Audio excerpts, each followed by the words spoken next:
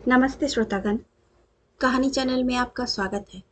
आइए सुनते हैं मालती जोशी जी की कहानी, ये तो होना ही था। श्यामा गौरी आ गई है, भूषण को चाय का कप पकड़ाते हुए माँ ने कहा। मतलब? तुम्हारी कृष्णकली पधार गई है। भूषण कुछ समझता कुछ कहता, इसके पहले ही बाबूजी गरज उठे। देखो, उसके माँ बाप ने उसे 2 अक्षर का छोटा सा नाम दिया है। अगर वह याद नहीं रहता तो बहुरानी कह सकती हो। अगर रानी कहने में जी भटकती हो तो सिर्फ बहू कह सकती हो। इसके अलावा कोई तीसरा नाम तुम्हारे मुंह से निकला तो ठीक नहीं होगा, कहे देता हूं। ऐसा मैंने क्या कह दिया जो इतने लाल पीले हो रहे हैं? माँ को अनसुना करके बाबूजी अब भूषण से मुखातिब हुए। बरखुरदार, तुम्हारी बीबी का सरेआम माखौल उड़ाया जा रहा है और तुम मिट्टी के माधव बन कर चुपचाप सुन रहे हो। लानत है तुम पर। और फिर टेबल से उठते हुए बोले, चाय पीकर जरा कमरे में आना। उनकी आवाज में ऐसी धौंस थी कि चाय भूषण के गले में फंस कर रह गई। किसी तरह उसने कप खाली किया और डरते डरते बाबूजी के कमरे में गया। वो अखबार पढ़ रहे थे। बाबूजी, आप कुछ कह रहे थे? उसने सहमी सी आवाज में पूछा। हाँ, बैठो जरा। उसके बैठते ही बाबूजी बोले, बहुरानी के आने का तुम्हें पता नहीं था ना? जी नहीं। उसने फोन नहीं किया था? नहीं। उसका नंबर है तुम्हारे पास? वह चुप रह गया। और तुम्हारा नंबर भी उसके पास नहीं होगा, ठीक है ना? वह चुप रहा। तो यह जो प्रचारित हो रहा है, ठीक हो रहा है? क्या प्रचारित हो रहा है? यही कि शादी तुम्हारी मर्जी से नहीं हुई है। वह चुप रहा। और जिस तरह तुम्हारी अम्मा दिन रात टसवे बहाती रहती है, उससे लगता है शादी उनकी पसंद की भी नहीं है। तो बताओ कि किसकी मर्जी से हुई है शादी? तुम ही दोनों सूत्रधार थे। तुम ही लड़की देखने गए थे। मैं तो बीच में कहीं भी नहीं था। फिर? वह चुप रहा। क्या कहता? आज उसके पिता उसे छोड़ने आए थे। जानते हो क्या कह रहे थे? उसने प्रश्नार्थक दृष्टि से पिता की ओर देखा। बोले, जिस दिन लड़की यहां से गई है उसी दिन उसने कह दिया था कि अब लौट कर नहीं जाऊंगी। बड़ी मुश्किल से मना कर लाया हूं कि 5-6 दिन में किसी की पहचान नहीं होती। कुछ दिन और रह कर देख लो, फिर सोचेंगे। पर बेटा, मैं जानना चाहता हूँ कि उन 5-6 दिनों में ऐसा क्या घट गया कि बहुरानी ने यहाँ आने से मना कर दिया? इस प्रश्न का क्या उत्तर देता वह चुप रह गया। एक बात कान खोल कर सुन लो, वह तुम्हारी पत्नी है। गाजे बाजे के साथ तुम उसे ब्याह कर लाए हो। अगर उसके सम्मान की रक्षा तुम नहीं कर सकते तो साफ बता दो। मैं कल ही उसे उसके घर छोड़ आऊंगा। समधी जी 4 बातें सुनाएंगे तो सुन लूंगा, पर किसी की बेटी को अपने घर में प्रताड़ित नहीं होने दूंगा। इतना कहकर बाबूजी ने दरवाजे की ओर मुंह करके ऊंची आवाज में कहा, वहां कान लगाए क्यों खड़ी हो? भीतर आ जाओ, तुम्हारा ही कमरा है। माँ सकुचाई सी भीतर आई। वहां कान लगाए क्यों खड़ी थी? मैं तो ऐसे ही देख रही थी। क्या? यही कि बाप बेटे के बीच क्या खुसर फुसर हो रही है। मैं बेटे की कान खिंचाई कर रहा था। अच्छा हुआ तुम आ गई। लगे हाथ तुमसे भी निपट लेता हूँ। अब मैं जो कह रहा हूँ उसे कान खोल कर सुन लो। बहू जब पहली बार आई थी तब तुमने उसे कई नामों से नवाजा था। मावसपूनो की जोड़ी कहा था। एक गाना भी बनाया था, राधा क्यों काली मैं क्यों गोरा। अपनी इस कलाकारी पर तुमने खूब वाहवाही भी लूटी थी। मुझे उस समय भी यह सब अच्छा नहीं लगा था, पर घर में मेहमान थे और मैं उनके सामने तुम्हारा अपमान नहीं करना चाहता था। पर आज मैं वार्निंग देता हूँ, आज के बाद कभी तुमने उसके रंग रूप पर फबत्ती कसी तो मुझसे बुरा कोई नहीं होगा। उस समय मैं यह नहीं देखूंगा कि सामने कौन है, और मेरा गुस्सा तुम जानती हो।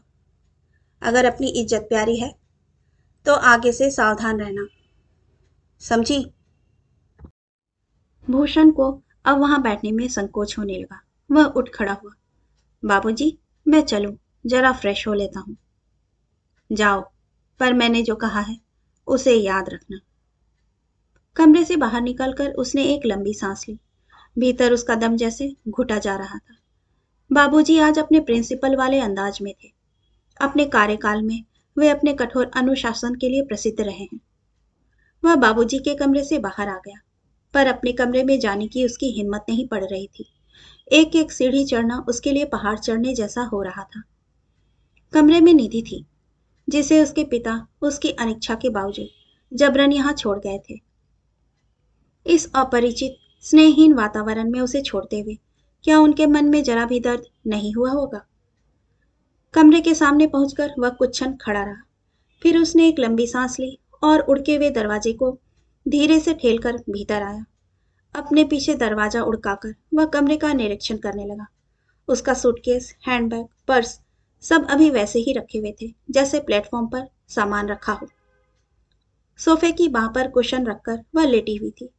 डूबते सूरज की किरणें खिड़की से आकर उसके चेहरे पर पड़ रही थी। उस मध्यम रोशनी में उसका चेहरा बड़ा म्लान लग रहा था। भूषण का मन कसैला सा हो आया। पता नहीं यह सफर की थकान थी या अपने असहाय बंधुहीन होने का एहसास। इस समय निधि का पूरा वजूद ही बड़ा करुण लग रहा था। उसके अंतर्मन से एक आवाज उठी। हो सकता है यह बाबूजी के भाषण का प्रभाव हो, पर उसने यह महसूस किया कि यह लड़की मेरा हाथ पकड़कर इस घर में आई है, तो अब यह मेरी जिम्मेदारी है। मुझे ही अब इसकी जरूरतों का ख्याल रखना है, उसके सुख दुख की चिंता करनी है, उसके मान सम्मान की रक्षा करनी है। वह धीरे से जाकर पास वाली कुर्सी पर बैठ गया, पर उतनी सी आहट से भी उसकी आंख खुल गई। कपड़े संभालती हुई वह उठ बैठी। सॉरी। सॉरी तो मुझे कहना चाहिए, तुम्हें नींद से जो जगा दिया। मैं सोई नहीं थी, बस लेट गई थी। बहुत थक गई थी ना। उसकी मुद्रा एकदम शांत, स्वर कोमल और मधुर था। कितने बजे पहुंची? दोपहर 3 बजे। पापा छोड़ने आए थे ना, रुके नहीं? उन्हें काम था। इसके बाद वह कुछ क्षण चुप रहा, फिर पूछा, घर पर सब कैसे हैं? अच्छे हैं, सबने आपको विश किया है। थैंक्स। फिर एक अंतराल, फिर एक प्रश्न। सुबह कितने बजे चले थे? 7 बजे। रास्ते में 2 बार रुके भी थे, चाय के लिए और खाने के लिए। हाँ, रुकना तो खैर पड़ता ही है, उसने कहा, और फिर एक मौन उन दोनों के बीच पसर गया। उसे अपने ऊपर तरस आ रहा था। उसके पास कहने के लिए कुछ नहीं है। सोच सोच कर एक एक फालतू सा प्रश्न पूछता जा रहा है। एकाएक कमरे में छाई उस नीरवता का भंग हुआ। दरवाजा भड़ाक से खुला और रंजना कमरे में दाखिल हुई। चाय का कप एक तरह से टेबल पर पटकते हुए बोली, बाबूजी ने भिजवाई है। और जिस तेजी से भीतर आई थी उसी तेजी से बाहर चली गई। उसके तेवर से साफ जाहिर था कि यह काम उसे बेहद नागवार गुजरा है। बाबूजी की अवज्ञा करने की हिम्मत नहीं थी, नहीं तो वह कभी ना आती। शायद निधि ने भी इस बात को महसूस किया। बोली, दीदी ने नाहक तकलीफ की, मैं आने वाली ही थी। कोई बात नहीं, तुम आज थकी हुई हो ना, इसीलिए। पर वह जानता है कि अगर उसे इस तरह चाय पेश की गई होती तो वह कप उठाकर फेंक देता। पर यह बेचारी घर की बहू है, यह अपने तेवर किसे दिखाएगी, कैसे दिखाएगी? कितनी ही देर तक वह चाय ऐसे ही रखी रही। फिर उसने कहा, चाय ठंडी हो रही है, पी लो। निधि ने कप उठाया और एक घूंट में खाली करके रख दिया। फिर बोली, दरअसल मैं इन कपड़ों में नीचे जाना नहीं चाहती थी, और इतनी थकी भी थी कि साड़ी पहनने की हिम्मत ही नहीं थी। तब उसने ध्यान से देखा, निधि सलवार सूट पहने हुई थी। उसने कहना चाहा, तो क्या हुआ, रंजना अंजना भी तो सूट पहनती है। पर वह चुप रहा। क्या पता माँ ने बहू के लिए कोई ऑर्डिनेंस जारी कर रखा हो। कम से कम आज वह माँ से पंगा नहीं लेना चाहता। बाबूजी से डांट खाकर वे वैसी ही जली भुनी बैठी होंगी। कपड़े बदलकर वह नीचे जाने लगी तो वह कहने को हुआ, नीचे जा ही रही हो तो यह कप लेती जाओ और धोकर ले आना, नहीं तो माँ को बात करने का मौका मिल जाएगा। पर यह कहने की उसकी हिम्मत नहीं पड़ी। उसके घर में लगी नौकरों की फौज वह देख कर आया था। कप प्लेट धोने की नौबत निधि पर शायद ही कभी आई हो। उसके जाते ही भूषण पलंग पर जाकर लेट गया। कपड़े बदलने तक की उसमें ताकत न रही। ऑफिस से वैसे ही थका हारा आया था। आते ही बाबूजी से सामना करना पड़ा। वह पस्त हो गया। लेटे लेटे वह अपने आसपास देखने लगा। जब भी वह फुर्सत में होता है अपने आसपास देखता है और आश्चर्य में डूब जाता है। सब कुछ जैसे स्वप्नवत लगने लगता है। छत पर बनी मामूली बरसाती का निधि के पापा ने जैसे कायापलट कर दिया था। यही वह बरसाती थी जहां घर के शोरगुल से बचने के लिए वह यहां आकर पड़ता था। गर्मियों में रात को सोने की कोशिश भी करता था। उस पुरानी बरसाती का अब कहीं चिन्ह भी ढूंढे नहीं मिलता। सगाई और शादी के बीच में 3 महीने थे। बाबूजी से आज्ञा लेकर निधि के पापा ने उन 3 महीनों में यह सपनों का संसार खड़ा किया था। खूबसूरत बेडरूम, नीले डिस्टेम्पर से पुते दीवारें, फॉल्स सीलिंग से जगमगाती बल्बों की कतार, सुनहरा सैंडलियर, दीवार पर टंगा छोटा सा टीवी, क्यूट सा छोटा सा सोफा सेट, एक writing table, books shelf, shoe rack और यह नक्काशीदार भव्य पलंग। बेडरूम के पास छोटा सा ड्रेसिंग रूम जिसमें गोदरेज की अलमारी, कलात्मक ड्रेसिंग टेबल और कपड़े टांगने के लिए सुंदर स्टैंड है। छोटी सी लॉन्ड्री बैग है। कोटा स्टोन का छोटा सा प्लेटफॉर्म है। दीवार में 2-3 प्लग पॉइंट्स हैं। उसके बाद सर्व सुविधा युक्त bathroom, geyser, shower, exhaust fan, नीचे मैट, नीचे नीले टाइल्स की दीवारें, उसी रंग से मेल खाती टॉयलेट सीट और वॉश बेसिन। बाथरूम में छोटा सा पंखा भी है और बेडरूम में एसी। पूरे घर में एसी वाला यही एक कमरा है। बाकी लोग तो कूलर पर ही गुजारा करते हैं। कभी कभी वह सोचता है ये सारी सुविधाएं ना होती तो निधि इस घर में कैसे गुजारा करती। 1.5-2 लाख रुपया खर्च करके उसके पापा ने उसके लिए सारी सुख सुविधाएं जुटा दी हैं। सुविधाएं तो खैर मिल गई हैं, पर सुख, वह तो प्रश्न चिन्ह ही बना हुआ है ना। नहीं तो वह दोबारा यहां आने से इनकार क्यों करती। नीचे से खाने की बुलाहट हुई। उसके बाद ही वह नीचे उतरा। उसने देखा टेबल पर सिर्फ 4 ही थालियां लगी हुई थीं। उसे आश्चर्य हुआ। दिन में तो सबके समय अलग होते हैं, पर शाम का खाना तो सब साथ ही खाते हैं। फिर आज क्या हुआ? और लोगों की थालियां कहाँ हैं? बाबूजी ने पूछा। आप लोग बैठिए, हम लोग बाद में ले लेंगे। भूषण को बहनों पर गुस्सा आया। कम से कम उन लोगों ने तो कहना था कि हम भाभी के साथ खाएंगे। खाने के साथ में मिठाई परोसी जा रही थी। लो भाई, मिठाई खाओ, तुम्हारे ससुराल से आई है। मिठाई लीजिए, आपके समधी जी लाए हैं। तुम दोनों भी चखो, भाभी के मायके से मिठाई आई है। बाबूजी तो माँ की नस नस जानते थे। उन्होंने फौरन ताड़ लिया। बोले, मिठाई परोसते समय तुम्हारा सुर इतना कड़वा क्यों है? सुर क्यों कड़वा होगा, बस कह रही हूं कि एक पैकेट मिठाई है, बस खाओ और खत्म करो। मतलब क्या होगा? अब एक पैकेट में क्या तो खाएंगे और क्या बांटेंगे। किसे बांटनी है? अड़ोस पड़ोस में देनी होती है। पहली बार बहू पीहर से आई है तो अड़ोस पड़ोस में बायना देना होता है। खैर, उन लोगों को पता नहीं होगा। भूषण ने कनखियों से देखा। पुराने डाइनिंग टेबल की कुर्सी पर निधि गुमसुम सी बैठी थी। माँ की टिप्पणी उसने सुनी तो जरूर होगी, पर उसका चेहरा वैसा ही भावहीन बना रहा। एकाएक उसका खाने से जी भर गया और वह उठ गया। इतनी जल्दी? माँ ने पूछा। क्या ससुराल की मिठाई से ही पेट भर गया? उसने कहना चाहा, मिठाई से भी और तुम्हारी बातों से भी, पर वह चुप रहा। बाबूजी सामने थे। फिर शाम के प्रसंग की पुनरावृत्ति हो जाती। माँ का मूड और खराब हो जाता। बाबूजी खाना खत्म करके उठते हुए बोले, अब फालतू काम मत करती रहना, बहू दिन भर की थकी हारी है, उसे जल्दी खा पी कर सोने जाने दो। मुझे तो अभी समय लगेगा, रसोई समेटनी है, दूध जमाना है, एक्वागार्ड चलाना है, उसे पहले ही खिला दूंगी। तो हम लोगों के साथ ही खिला देना था ना। आप कहें तो कल से सबसे पहले उसकी थाली लगा दूंगी, बस। भूषण समझ गया, माँ ने शीत युद्ध का शंखनाद कर दिया है। वह चुपचाप हॉल में बैठकर टीवी देखता रहा। इस मंगलाचरण के बाद निधि ने क्या खाया होगा, कैसे खाया होगा, यह सोचकर ही उसका मन भर आया। खाना खाकर निधि ऊपर चली गई तो वह उसके साथ ही जाना चाहता था, पर माँ के डर से बैठा रहा। बहनों के सामने माँ ने कोई अभद्र टिप्पणी कर दी तो उसे बहुत शर्मिंदा होना पड़ेगा। पिछली बार जब निधि यहाँ थी तो घर में शादी का माहौल था। घर में ढेर सारे मेहमान थे। उसके दाम्पत्य की असली शुरुआत तो अब होनी थी।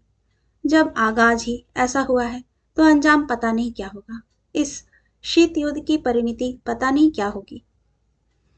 वह आज रात निधि से पूछने वाला था कि उसने दोबारा यहाँ आने से इनकार क्यों कर दिया था। अब वह प्रश्न ही रद्द हो गया था। उत्तर उसके सामने था। बंद दरवाजे पर वह दस्तक देता, इसके पहले ही दरवाजा खुल गया। शायद निधि ने उसे की होल से देख लिया था। भीतर आते हुए उसने कहा, दरवाजा लॉक करके क्यों बैठ गई थी? गाउन पहन लिया था ना, इसीलिए। निधि ने कंधे से दुपट्टा उतारते हुए कहा।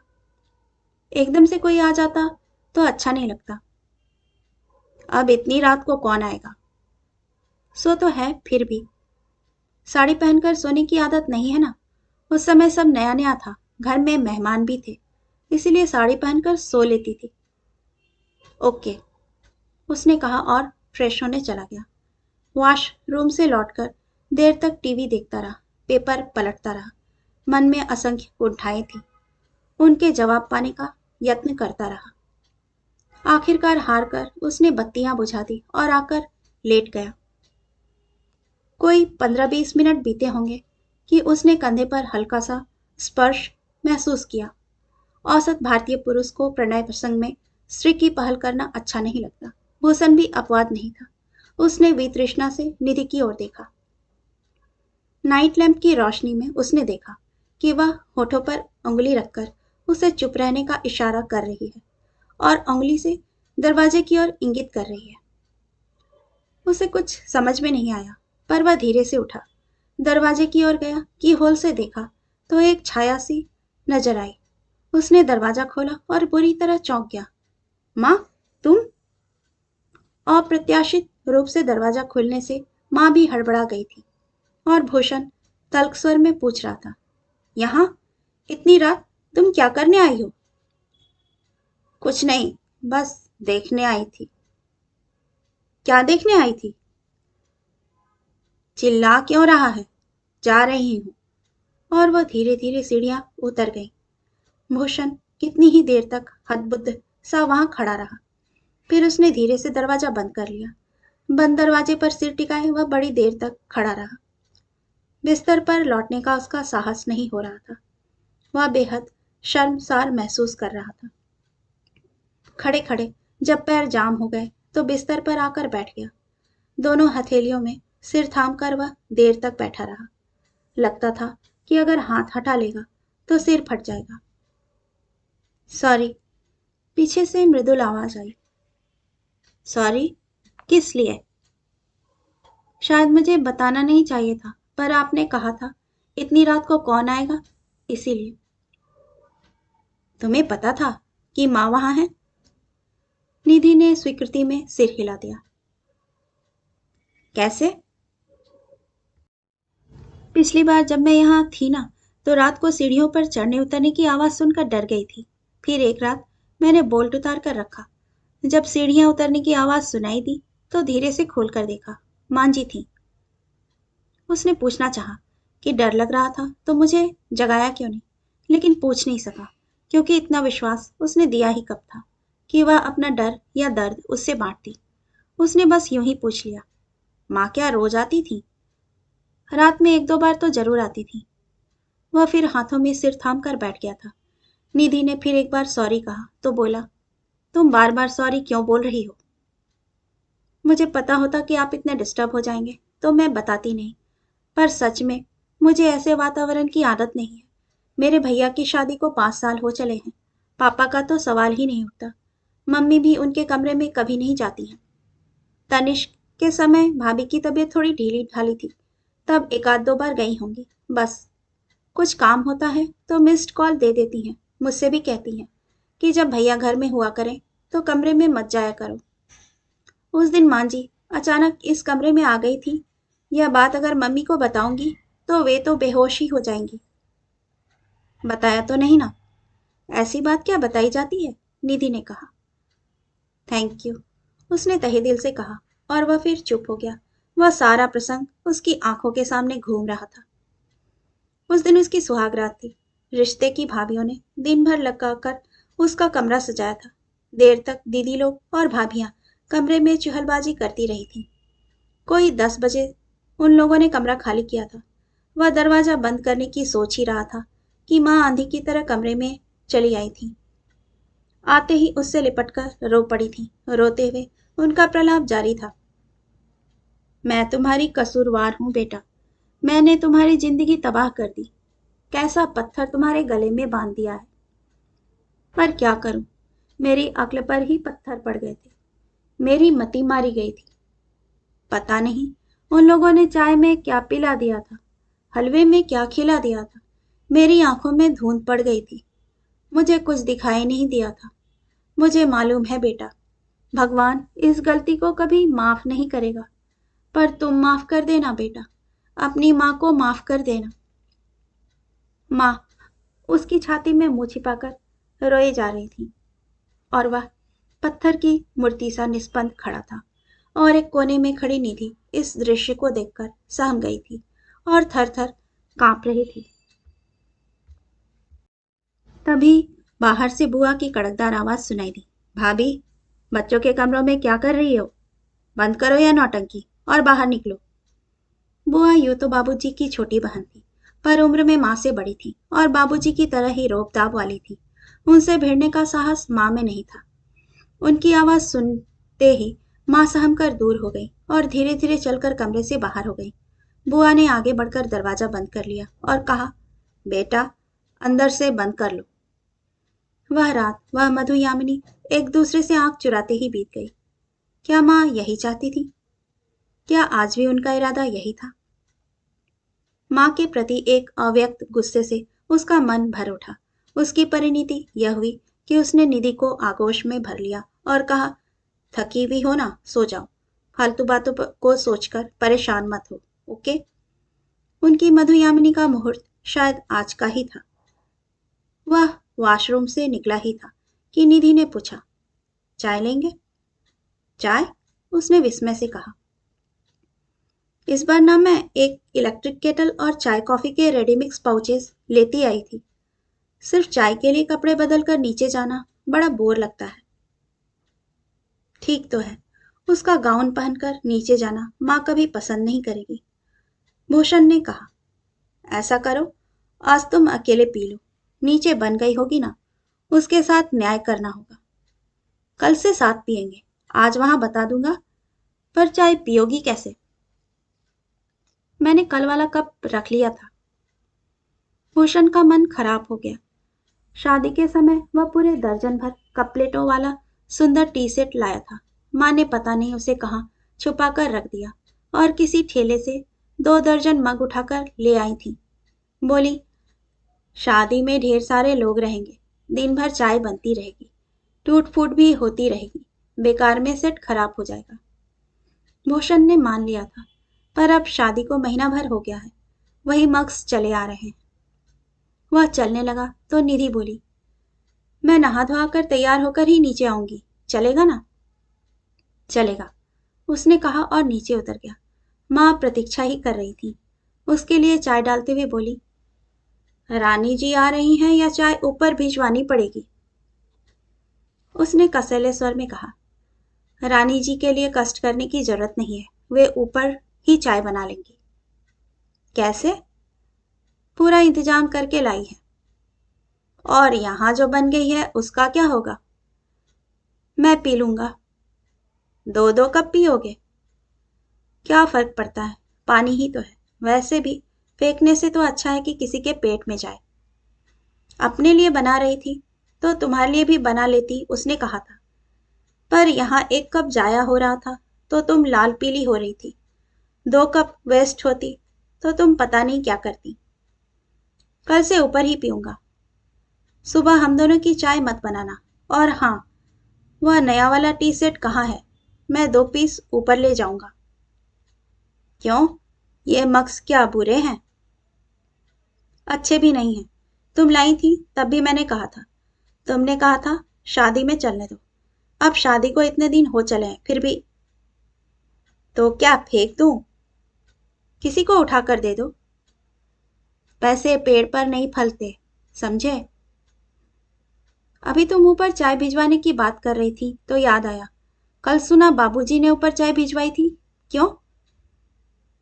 वे बोले सफर से थकी हारी आई है बहू, उसे ऊपर ही चाय दे दो।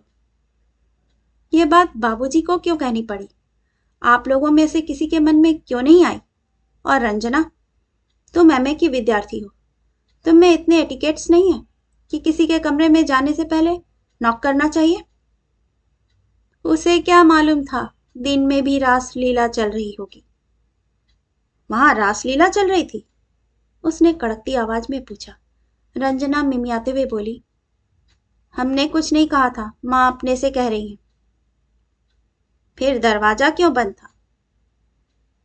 माँ बोली, दरवाजा अगर बंद होता तो ये जो आंधी की तरह भीतर आई आ सकती थी? रंजना मुंह फुलाकर वहां से उठ गई। माँ बोली, वैसे भी 24 घंटे दरवाजा बंद मत रखा करो, घर में जवान बहनें हैं। अभी मेरी बीबी को आए 20 घंटे भी नहीं हुए हैं और तुम 24 घंटे की बात कर रही हो। और रात को मातेश्वरी आप ऊपर आई तब रात के 11 बज रहे थे। ये बात रात भर से भूषण के मन में खुदक रही थी। उसने कहकर मन हल्का कर लिया। एक क्षण को माँ के चेहरे का रंग उड़ गया। फिर बोली, मैं रात की बात नहीं कर रही थी, शाम की बात कर रही थी। उस बात का निराकरण हो गया ना? तभी निधि नहा धोकर नीचे आई। मम्मी जी, वॉशिंग मशीन कहाँ है? वॉशिंग मशीन का क्या करोगी? वॉशिंग मशीन का कोई क्या करता है? भूषण ने रूखे स्वर में कहा। कपड़ों के लिए पूछ रही थी। तुम दोनों एक बात कान खोलकर सुन लो। क्या? इस घर में वॉशिंग मशीन नहीं चलेगी। उसमें पानी भी बहुत लगता है और बिजली भी बहुत खर्च होती है। तो कपड़े कैसे धुलेंगे? अब तक कैसे धुल रहे थे? पिछली बार तो 4-5 दिन की बात थी, मैं सब घर ले गई थी। वाह, क्या बात है। माँ के एक एक शब्द से रोष प्रकट हो रहा था। उसी समय माँ बाबूजी के कमरे का पोछा करते हुए कौशल्या बाहर निकली। भाभी जी, फिक्र मत करो, मैं आपके कपड़े धो दूंगी। थैंक यू दीदी, निधि ने मृदुल स्वर में कहा। थैंक यू किस लिए? वह क्या मुफ्त में धोएगी? मुफ्त में क्यों धोऊंगी, भैया जी से पैसे वसूल करूंगी। भैया जी, आप अपने कपड़े भी रख देना, सब तरफ से काम निपटा कर आऊंगी और ऊपर ही आप लोगों के कपड़े धो दूंगी। Thank you. पर असल में वह थैंक्स बाबूजी से कहना चाह रहा था। उन्होंने जरूर कमरे में बैठकर बाहर का वार्तालाप सुन लिया होगा और कौशल्या से कहा होगा। निधि के पिताजी की बात को उन्होंने दिल से लगा लिया था और तय कर लिया था कि अब वे उनकी बेटी को घर में पीड़ित या प्रताड़ित नहीं होने देंगे। बाद में निधि ने कहा था, I am so thankful to Kaushalya दीदी। उन्होंने मेरी कितनी बड़ी प्रॉब्लम सॉल्व कर दी। मैंने कभी वॉशिंग मशीन चलाई थोड़ी ही है, सोचा था मैनुअल पढ़कर सीख लूंगी। थैंक यू कौशल्या दीदी, आपने मुझे बचा लिया, नहीं तो मेरा अच्छा मजाक बन जाता। भूषण ने कहना चाहा कि तुम्हारे इस थैंक यू के हकदार कोई और हैं, जो पर्दे के पीछे रहकर तुम्हारी समस्या का हल कर रहे हैं, तुम्हारी सुख सुविधा का ख्याल रख रहे हैं। वह ऑफिस से लौटा तो कौशल्या सिंक में बर्तन धो रही थी। बोली, भैया जी, जरा जल्दी आया करो, भाभी जी को घुमाने ले जाया करो, बेचारी दिन भर घर में बंधी बंधी सी रहती है। वह क्या घुमाने ले जाएगा, उसे शर्म आती है, माँ ने कहा। क्यों, शर्म क्यों आती है? माँ ठीक कह रही है कौशल्या, मुझे सचमुच शर्म आती है। माँ का चेहरा एकदम गर्व से तन गया, पर भूषण का अगला वाक्य सुनते ही लटक गया। मुझे शर्म आती है क्योंकि उसके दरवाजे 3-3 गाड़ियां हैं, मेरे पास ये अकेली बाइक है। तो एक गाड़ी यहाँ भिजवा देना, माँ ने कहा। वो तो भिजवा देंगे, पर रखोगी कहाँ? बाहर का बरामदा पूरा गैराज बना हुआ है, मेरी बाइक, बाबूजी का स्कूटर, रंजना की एक्टिवा सब वहीं ठूसे पड़े रहते हैं, इसीलिए अंजना के लिए अलग से स्कूटी लाने का प्लान लटक गया है। कौशल्या बाहर निकली तो ऊपर से आवाज आई, दीदी। आई भाभी, और कौशल्या फटाफट सीढ़ियां चढ़ गई। आजकल भाभी जी बड़ी लाडली बन गई है कौशल्या की। अच्छा तो है, भूषण ने कहा। कोई तो है जो उसे चाहता है, बाकी लोगों की तो वह आंख की किरकिरी बनी हुई है। माँ ने उसकी बात को अनसुना करके कहा, चाय पिएगा? नहीं, ऊपर बन गई होगी। कैसे पी लेता है तू उसकी चाय? क्यों? अरे आज बनवाई थी मैंने, कहा हाथों की मेहंदी उतर गई हो तो चाय बनाकर ही पिला दो एक बार। पर क्या बताऊं, पूरी चाय मैंने सिंक में उलट दी। क्यों, अच्छी नहीं बनी थी? किसी ने चखी होती तो पता चलता ना कि कैसी बनी थी। मेरा तो शक्ल देखकर ही मन खराब हो गया। चाय की शक्ल देखकर स्वाद का पता चल जाता है? क्यों नहीं चलता, इतने दिन भाड़ नहीं झोंकी है मैंने। तभी कौशल्या नीचे उतरी। भैया जी, भाभी चाय लिए बैठी हैं। जा रहा हूं, उसने कहा और सीढ़ियां चढ़ने लगा। तभी कानों में माँ की आवाज आई, कौशल्या, क्या लिए जा रही हो? भाभी की साड़ियां हैं, प्रेस में जाएंगी। रानी जी घर में भी प्रेस की साड़ियां पहनेंगी? सूरत ना शक्ल, ठसक देखो। वह सीढ़ियों पर ही ठिठक गया था, वहीं से बोला, माँ, प्रेस के कपड़ों का सूरत शक्ल से क्या संबंध है? माँ बुरी तरह चौंक गई। तू अभी तक यहीं खड़ा है, ऊपर जा रहा था ना? जा रहा हूं, आपकी अमृतवाणी सुनने के लिए रुक गया था। माँ ने एकदम मुंह फेर लिया था, इसीलिए उनके चेहरे का भाव वह पढ़ नहीं सका। निश्चित ही वे देखने लायक होंगे। ऊपर जाते हुए भूषण का मन ग्लानि से भर उठा था।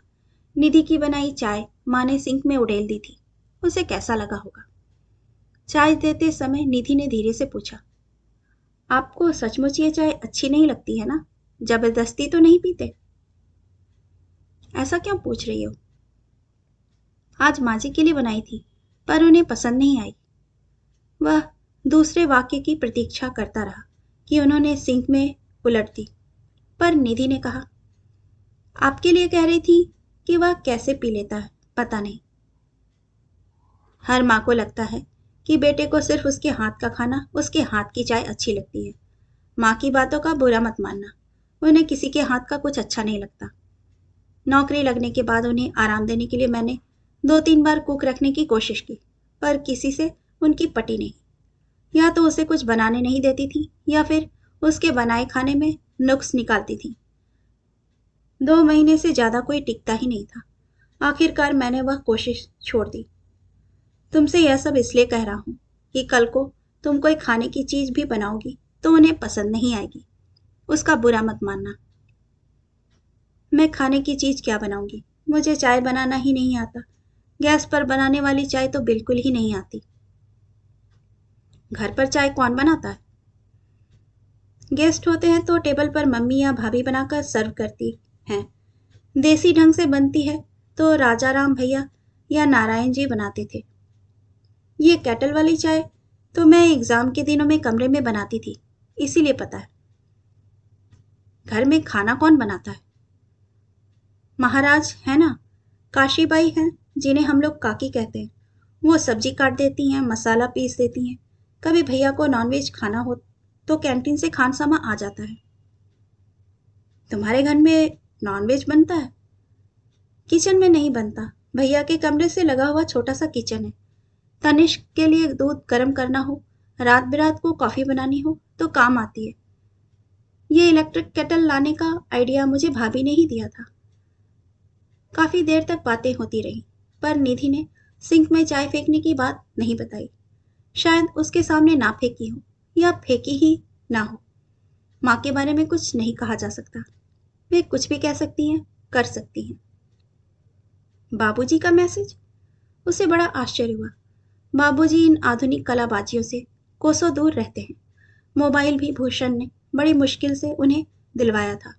उन्होंने सारी तकनीक सीख भी ली थी, पर वे शायद ही कभी उनका उपयोग करते थे। मैसेज भी शायद पहली बार ही भेजा है। उसने पढ़ा, मेरे स्कूटर की डिक्की में एक थैला है, उसे लेकर सीधे ऊपर जाओगे, और याद रखना यह सामान तुम लाए हो, मैं नहीं। अपनी बाइक टिकाकर उसने बाबूजी के स्कूटर की डिक्की खोली। उसमें सामान से ठसाठस भरा हुआ एक थैला था। उसे लेकर सीधे ऊपर जाना था। माँ का चुंगी नाका पार करना केवल असंभव था। फिर भी दाएं बाएं ना देखते हुए वह सीधा सीढ़ियों की तरफ बढ़ गया। आहट पाकर माँ रसोई से बाहर आई। भैया आया था ना? हाँ, ऊपर गए हैं, कुछ सामान लाए हैं, रंजना ने बताया। काली माई का चढ़ावा होगा। कमरे में जाते जाते भूषण ने यह फिक्रा सुन लिया था। उसे बुरा भी लगा, पर इस समय उसके मन पर दूसरी ही बातें हावी थीं। भीतर जाते ही उसने वह थैला निधि के सामने रख दिया। क्या है? मुझे क्या पता। तुमने बाबूजी से क्या मंगवाया था? मैं बाबूजी से क्यों कुछ मंगवाऊंगी? अगर किसी चीज की जरूरत होगी तो आपसे कहूंगी ना। मैं भी वही सोच रहा था। खैर, चलो खोल कर देखते हैं। थैले में नाश्ते का सूखा सामान था। 2-3 तरह के बिस्किट, नमकीन, सेव, आलू के चिप्स, भुने हुए काजू और ब्रेड। Oh my God! दोनों हाथों में सिर थामकर निधि धम से बैठ गई। क्या हुआ? उसने घबराकर पूछा। आप नाराज तो नहीं होंगे? पहले बताओ तो क्या हुआ, फिर सोचूंगा। वह सचमुच घबरा गया था। आज सुबह 12:30 बज गए थे। मुझे भूख लगाई थी। मैंने माँ जी से पूछा, हम खाना ले लें? तो बोली, अभी तुम्हारे ससुर ने खाया नहीं है, तुम्हें कैसे दे दूं? बाबूजी पूजा कर रहे थे, वहीं से बोले, सुबह उसे भी बच्चों के साथ क्यों नहीं खिला देती? उन्हें ऑफिस जाना होता है, कॉलेज जाना होता है, इसीलिए हाय हाय करके किसी तरह खिला देती हूँ। कहोगे तो इसे भी खिला दूंगी। अच्छा बताओ, अपने घर में भी तुम 10 बजे खा लेती थी? लंच तो 1 बजे ही होता है, पर सुबह ब्रेकफास्ट हो जाता है ना।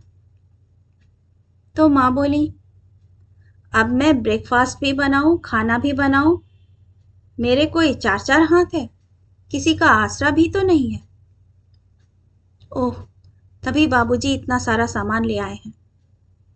भूषण का मन कृतज्ञता से भर उठा। चलो, चाय के साथ एक आध पैकेट खोल लेते हैं, बाकी बंद रहने दो। कल परसों मैं कुछ बर्नियां ले आऊंगा।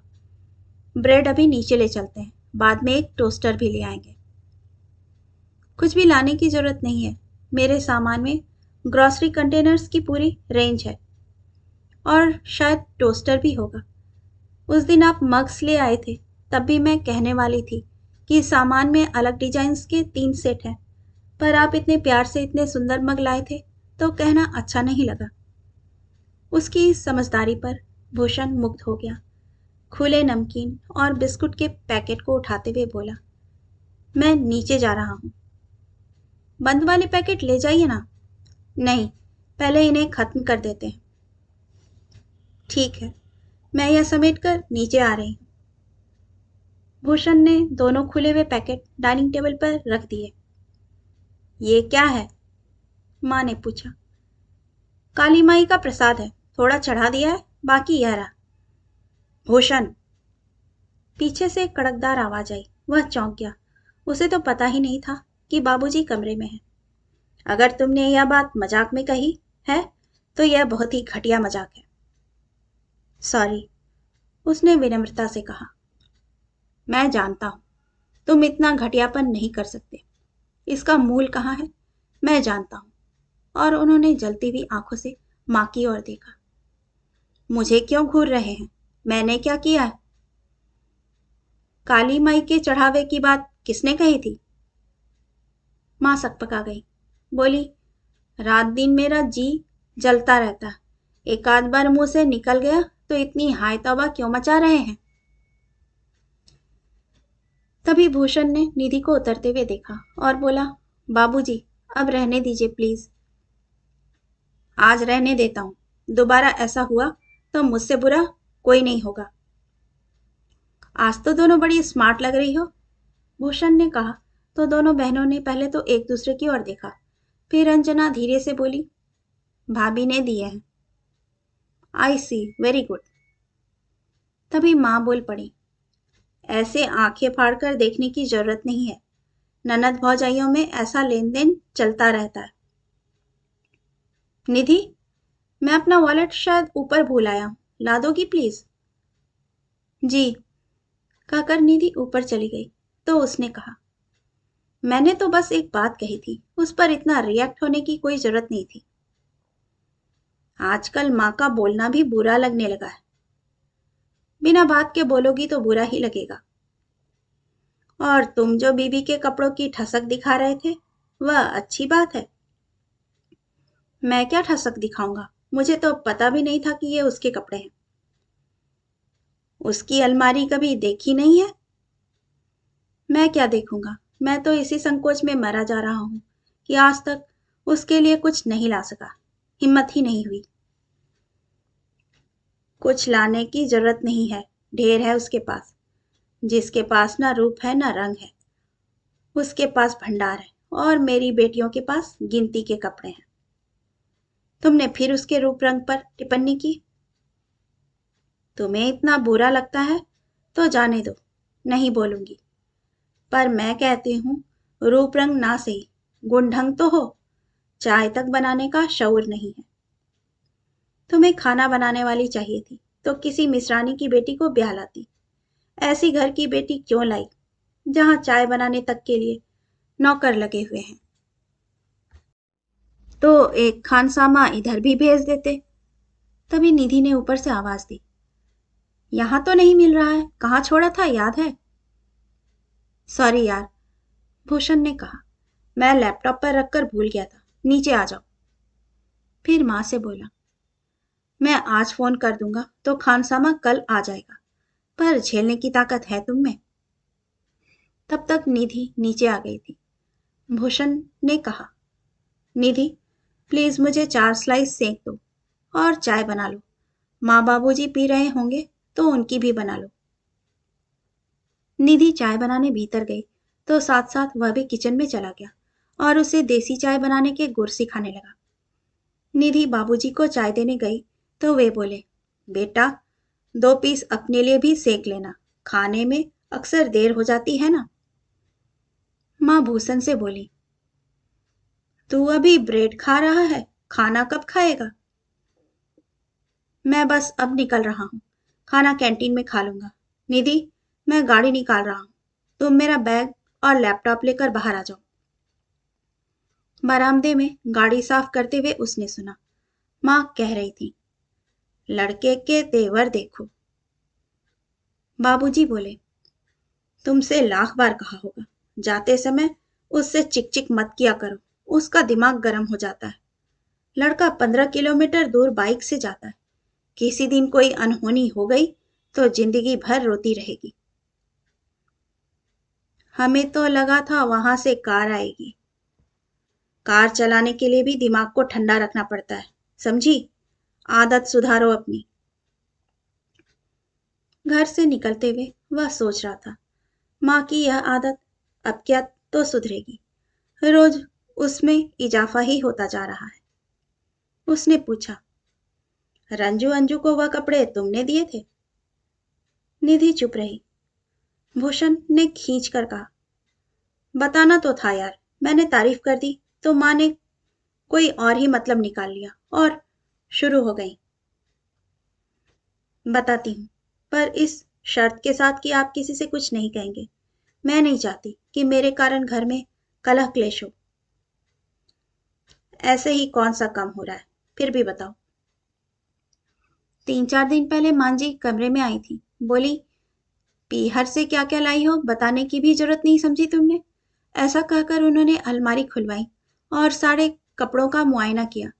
मैंने सोचा था कि कहीं घूमने जाएंगे, इसीलिए कुछ ड्रेसेस और सूट्स लेती आई थी। माँ जी ने 4 सूट निकाल लिए, बोली, यहाँ तो तुम सूट पहनोगी नहीं, यूं ही पड़े रहेंगे, लड़कियों के लिए रख लेती हूँ, कॉलेज आते जाते पहन लेंगी।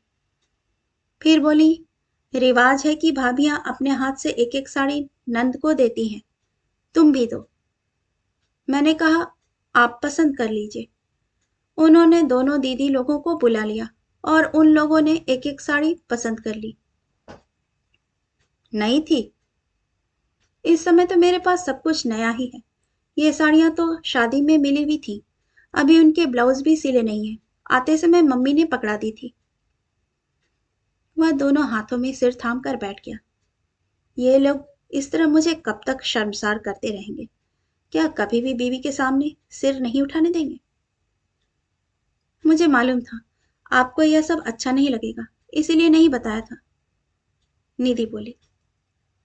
थैंक्स, उसने कहा और लेट गया, पर जानता था आज रात नींद नहीं आएगी। सुबह तैयार होकर नीचे उतरा तो अलमारी की चाबी निधि के सामने पटकते हुए बोला, कितनी बार कहा है अलमारी लॉक किया करो, चाबी उसी में लगी छोड़ देती हो। निधि ने सास की तरफ देखा। वे बोली, मैंने ही मना किया था। इस घर में कोई चोर उचक्के थोड़े ही बसते हैं जो 24 घंटे ताला डालकर रखती हो। ये कौन सा तर्क है? वह खींच कर बोला, ताला खोलने में कितनी देर लगती है? भूषण ठीक कह रहा है, बाबूजी बोले। सावधानी बरतनी चाहिए, वक्त कहकर नहीं आता। अलमारी से बहू की चीज बस रखी रहती है। चीज बस्त मतलब? निधि ने मासूमियत से पूछा। ज्वेलरी, भूषण ने बतलाया। ज्वेलरी तो माँ जी के पास है। बाप बेटे दोनों ने माँ की ओर देखा। ऐसे क्या घूर रहे हैं? मैंने कहा था बैंक में रखवा दूंगी। दोनों ने कहना चाहा, कहाँ रखवाओगी? कहीं लॉकर है भी? पर निधि के सामने दोनों चुप रहे। बाबूजी ने कहा, बेटा, आजकल में अपनी बैंक में दोनों के नाम से अलग लॉकर ले लो। जमाना खराब चल रहा है, इतना जोखिम घर में रखना ठीक नहीं है। भूषण ने साफ देखा कि माँ का चेहरा उतर गया है। शायद उनकी कोई योजना उन्हें ध्वस्त होती दिखाई दी। उसने सोचा, लॉकर तो वह ले लेगा, पर माँ के पास से गहने कैसे मांगेगा? वे तो तूफान खड़ा कर देंगी। लॉकर में अगर उसका और निधि का ही नाम होगा तो उन्हें यह कतई स्वीकार नहीं होगा। रविवार को सुबह भूषण को अपने कमरे में देखकर माँ चकित हुई। क्यों रे, कुछ काम था? हाँ माँ, मैं यह फ्रिज ऊपर ले जाना चाहता हूँ। आज संडे है, किसी मजदूर को पकड़कर लाता हूँ। फ्रिज की क्या जरूरत पड़ गई? ऊपर का कमरा है ना, बहुत तपता है, प्यास लगती है। पानी ज्यादा ले जाओ तो गर्म हो जाता है, थोड़ा ले जाओ तो खत्म हो जाता है। ऊपर फ्रिज रहेगा तो बार बार नीचे नहीं आना पड़ेगा। 1-2 कोल्ड ड्रिंक की बोतलें भी रख सकेंगे, और भी बोतलें रखनी होंगी शायद। फिलहाल तो उनकी जरूरत नहीं है, पानी से काम चल जाता है, बाद में देखा जाएगा। तुम्हारे कमरे में तो एसी है ना? कोई 24 घंटे थोड़े ही चलता है। जरा सी बात के लिए तुम इतनी बहसबाजी क्यों कर रही हो? इसीलिए कि फ्रिज को कोई हाथ नहीं लगाएगा। फ्रिज और वॉशिंग मशीन मैंने रंजना के लिए रख छोड़े हैं। 1-2 साल में मुझे उसकी शादी कर देनी है। निधि के माँ बाप की दी हुई चीजें तुम रंजना को दोगी? तो क्या हुआ, यह तो जमाने से होता आया है। बहुओं के दहेज से बेटियों का दहेज सजता आ रहा है। ये कोई अच्छी बात है? अच्छी बुरी मैं नहीं जानती, मैंने जो कह दिया सो कह दिया। भूषण कुछ देर तक किंग कर्तव्य विमूढ़ सा खड़ा रहा। क्या बोले कुछ समझ में नहीं आ रहा था। तभी माँ बोली, तुम्हारे ससुराल वालों ने हमें धोखा दिया है। कैसे? दहेज में एक ढेला नहीं दिया, ऊपर वह ताजमहल बनवा दिया है और यहाँ मेरे कमरे को माल गोदाम बना दिया है। T set, dinner set, ice cream set और जाने क्या क्या। माँ, ये चीजें मुफ्त में तो नहीं आती। पर ये जो भी दिया है बेटी के लिए दिया है। हमारे लिए क्या है? बेटी के लिए भारी भारी साड़ियाँ और मेरी बेटियों के लिए ऐसी कि मैंने नौकरानियों में बांट दी। कौन सी नौकरानियाँ?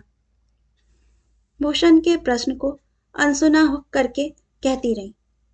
लोग पूछते हैं तो बताने में भी शर्म आती है। सब यही कहते हैं, हीरे जैसा लड़का मुफ्त में लुटा दिया। तो तुम्हारा असली दर्द ये है, नाहक बेचारी के रूप रंग को कोसती रही। वाह, बेचारी, बड़ा दर्द आ रहा है। नहीं आएगा, बीवी है मेरी। बाप बेटे दोनों आजकल उसी की हिमायती बन गए हो।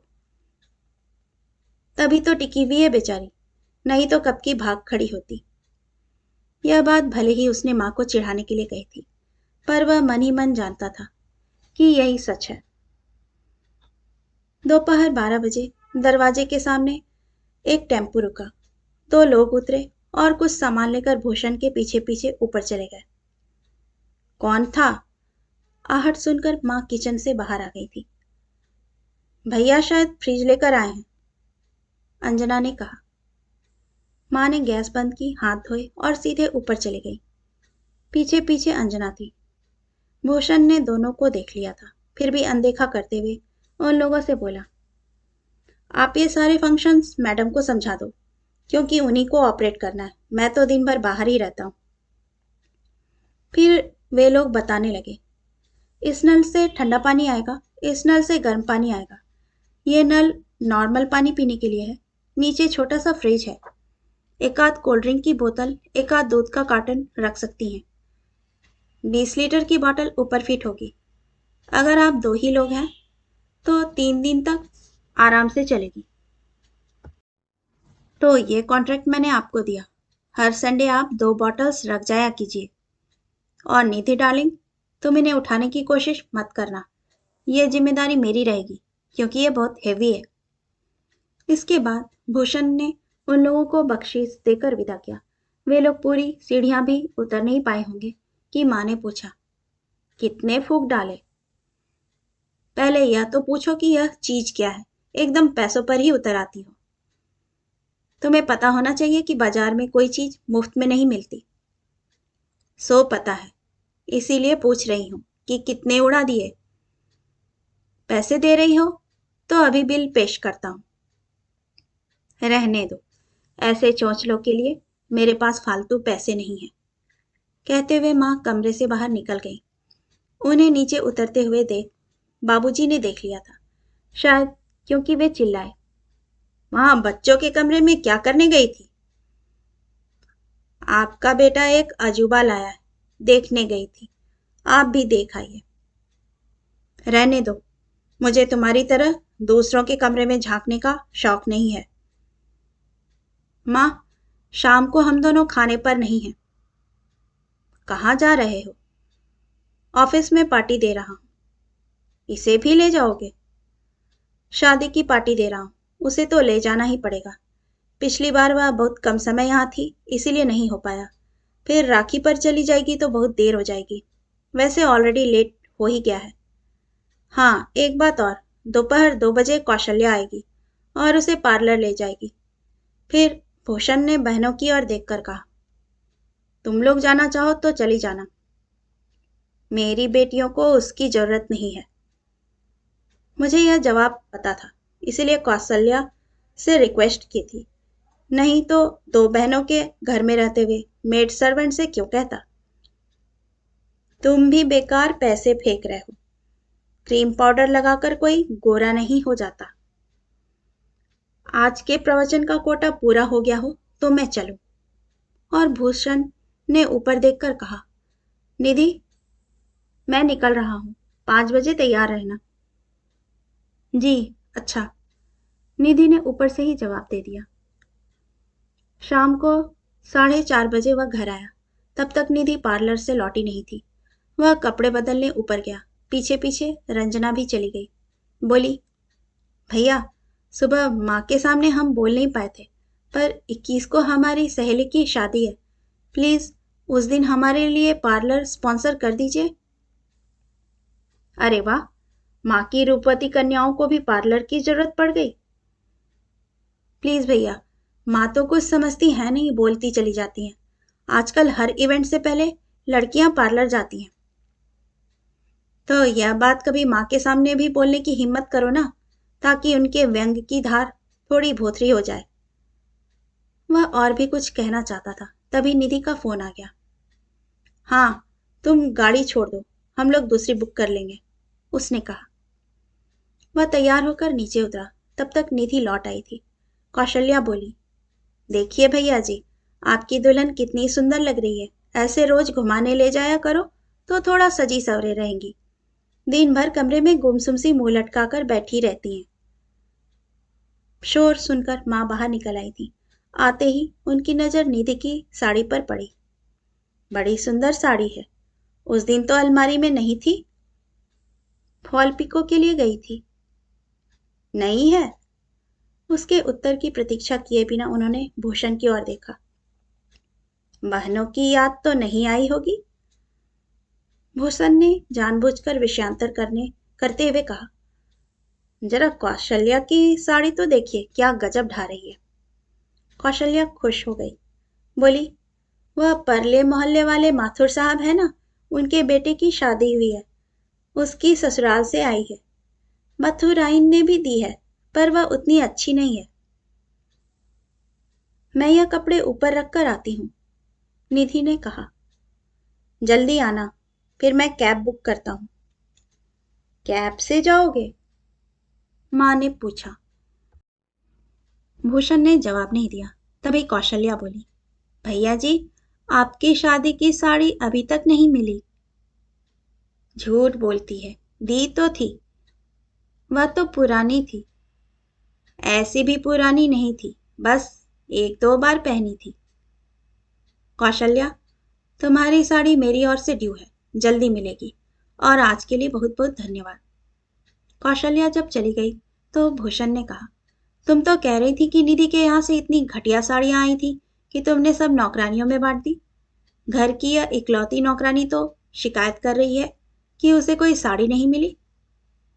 मुझसे हिसाब मांगेगा तू? तब तक बाबूजी बाहर निकल आए थे। बोले, और जो खास नौकरानी के लिए आई थी वह किसे दे दी? आपको कैसे पता? उन्होंने पूरी लिस्ट दी थी। भाई, चाची, मामी, बुआ, मौसी, चचेरी बहनें, मौसेरी बहनें, नानी जी, उसके साथ ही एक नाम मेड सर्वेंट का भी था। तभी कैब आ गई और ऊपर से निधि भी। सो यह चर्चा वहीं थम गई। वह शाम बहुत शानदार रही। निधि सचमुच बहुत सुंदर लग रही थी। उसके चेहरे पर एक ग्लो था। वह सिर्फ मेकअप का कमाल नहीं था, खुशी की चमक भी उसमें शामिल थी। पति के साथ पहली बार बाहर जाने के उल्लास से उसका चेहरा दमक रहा था। पार्टी बहुत सफल रही। निधि के अभी जाते ने सबका मन मोह लिया था। उसके व्यवहार में एक ग्रेस थी, वह सहजता थी, जिससे पता चलता था कि ऐसी पार्टियों की उसे आदत है। उसकी वाणी में एक सौम्यता थी, आवाज में एक खनक थी, और उसकी अंग्रेजी तो गजब की थी। सभी उससे प्रभावित हुए बिना नहीं रह सके। सबने भूषण को खूब सारी बधाइयां दी, और वह बनावटी नहीं था। इतनी सुहानी शाम के बाद घर लौटने का मन ही नहीं हुआ।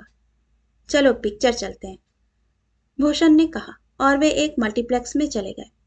वातानुकूलित वातावरण में 3 घंटे पास बैठकर जो सुकून मिला वह अद्भुत था। अरसे बाद एक निर्मल आनंद की अनुभूति हुई थी। जैसी कि उसे आशंका थी, दरवाजा माँ ने ही खोला। बड़ी देर कर दी। मैं ऊपर जा रही हूँ, निधि ने कहा और कमरे में चली गई। इस समय उसका ऊपर जाना ही श्रेयकर था। फिर भूषण ने कहा तो था कि देर हो जाएगी। पर इतनी देर? पिक्चर चले गए थे। बहनों की याद तो ना आई होगी। माँ, आज पहली बार उसे बाहर लेकर गया हूँ। क्या मेरा इतना सा सुख भी तुमसे सहा नहीं जाता? भूषण का वह रूप देखकर माँ एक बार तो सहम गई। उसका स्वर ही नहीं, आंखें भी अंगार उगल रही थी। फिर भी उन्होंने साहस बटोर कर कहा, मैं क्या दुश्मन हूं तुम्हारी जो ऐसी बात कह रहा है? भीतर से बाबूजी की आवाज आई, आधी रात हो गई है, बच्चों को सोने दो, बाकी लड़ाई कल सुबह कर लेना। भूषण ने तिक्त स्वर में कहा, बाबूजी की बात सुन ली ना? आधी रात हो गई है, अब सो जाओ, रोज की तरह गश्त लगाने मत आना। माँ आंखें फाड़कर उसे देखती रह गई। तुम्हें क्या लगता है हमें पता नहीं चलता? बस रोज रोज दरवाजा खोलकर देखने का आलस आ जाता है। माँ को उसी तरह अकबकाई सी हालत में छोड़कर वह कमरे में चला आया। दरवाजा बंद करते हुए उसने देखा, निधि पार्टी की कपड़ों में ही निस्पंद बैठी हुई है। उसे देखते ही बोली, क्या हमारा पिक्चर जाना ठीक नहीं हुआ? देखो, मैं नीचे से काफी झेल कर आया हूं, अब तुम मत शुरू हो जाना प्लीज, उसने खींच कर कहा। सॉरी, निधि बोली और चुपचाप जाकर लेट गई। वह दोनों हाथों में सिर पकड़कर बैठ गया था। ये माँ को क्या होता जा रहा है? इन 2 महीनों में कितना बदल गई है। ताने उल्हाने के सिवाय तीसरी बात उनके मुंह से नहीं निकलती। क्या माँ हमेशा से ऐसी थी कि अब ऐसी हो गई है? उसका दिमाग चक्कर खा रहा था, सिर घूम रहा था। उसे एक प्रसंग याद आया। शादी वाले दिन थे, घर में ढेर सारे मेहमान थे। वह बहुत उनिंदा हो रहा था, पर दिन के समय ऊपर कमरे में जाते हुए संकोच हो रहा था। एक कमरे में ढेर सारे बिस्तर पड़े थे, वह उन्हीं में से एक पर जाकर लेट गया। बगल के कमरे में महिला मंडल इकट्ठा था, कुछ काम भी हो रहा था और गपशप भी। उन्हीं आवाजों में उसकी मामी की आवाज उभरी, समझ में नहीं आ रहा कि जीजी ने क्या समझकर यह रिश्ता किया होगा। जैसा कि वे कहती हैं, क्या सचमुच उन लोगों ने चाय में कुछ मिला दिया था? आपकी नंदरानी इतनी भोली नहीं है भाभी जी, यह बुआ की आवाज थी। बहुत पहुंची हुई आत्मा है। उन्होंने सोच समझकर यह खेल खेला है। सुंदर बहू लाती तो लड़का उसके रूप जाल में उलझ जाता और हाथ से निकल जाता। उन्हें 2 2 बेटियां ब्याहनी हैं। तो क्या? आप तो जानती हैं, यह अम्मा के बबुआ लोग शादी के बाद बीवी के पल्लू से बन जाते हैं, इसीलिए यह सावधानी बरती है।